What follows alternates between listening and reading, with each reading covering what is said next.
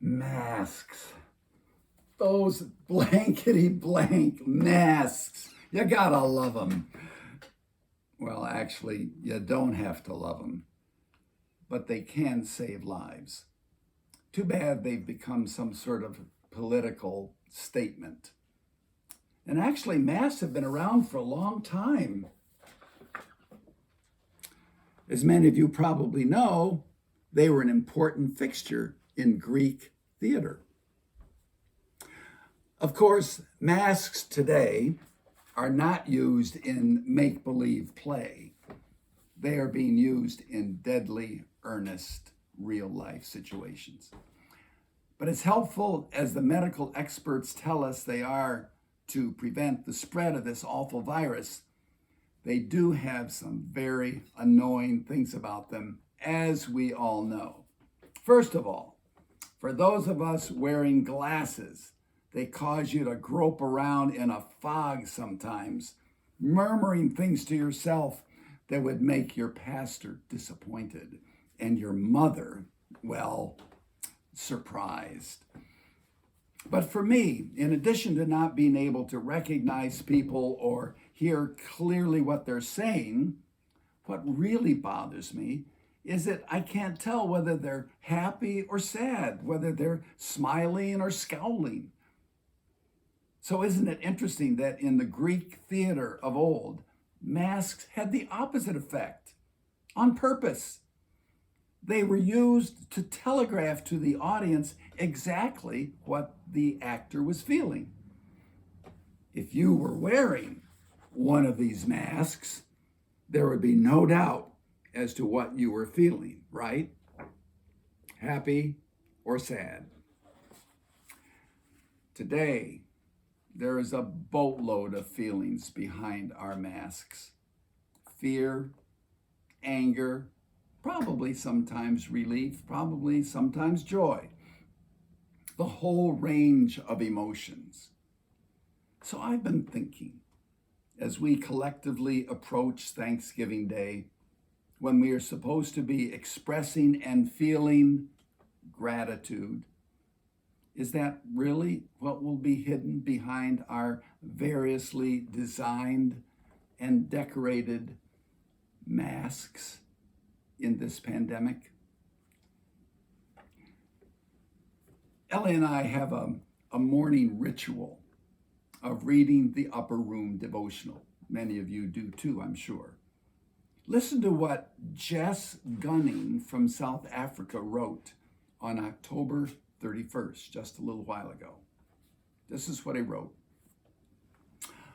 I began the Camino de Santiago, the way of St. James, weighed down by issues in my life and with a deep sense of tiredness. My spouse and I had decided to undertake this journey to have some time out of our frantic everyday lives. We hoped to rest, to be restored, and to listen to what God wanted to tell us, as thousands of people have done on this pilgrimage over the centuries. As we walked, he continues, I sensed God whispering, gratitude, gratitude to me over and over again. It wasn't the message I was expecting or even looking for, but it was clear. As the days passed, a deep sense of gratitude for my family, my friends, my life, my home, our country, and even my struggles started to settle deep in my soul. I have come to realize how gratitude can lead us to fulfillment and ultimately to joy in our lives. Unquote. The way of St. James. And it occurred to me that we all are walking our own Camino de Santiago these days, are we not? So what lurks behind our masks as we make our way day by day? St. Paul wrote to the young church at Thessalonica, 1 Thessalonians 5:16, these words, Rejoice always. Pray continually. Give thanks in all circumstances, for this is God's will for you in Christ Jesus. Really? Did Paul really know what he was writing when he put that quill to parchment? Well, actually, he did. As anyone knows who is familiar with what all he went through as the Christian gospel's first missionary. Yeah, he knew.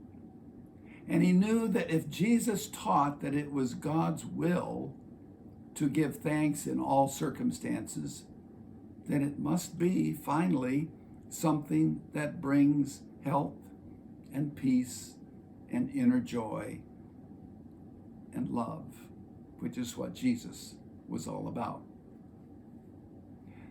So, this Thursday, in just a few days, when we eat the turkey or the steak or the duck or whatever the family tradition is in your house, whether we are all together as a family or trying to figure out how to use the blankety blank Zoom, we are called to give thanks. And as we pass by someone we think we should know but aren't sure because of these beloved masks, we can lift them up in prayer, for we know not where they are on their own Camino de Santiago. And of course, they don't know where we are on ours, happy or sad. But in any case, whatever is hidden behind your mask, rejoice always, pray a lot, and give thanks in all circumstances, even or especially on this Thanksgiving Day 2020. After all, if it's God's will for us, it must lead us on a path that's good.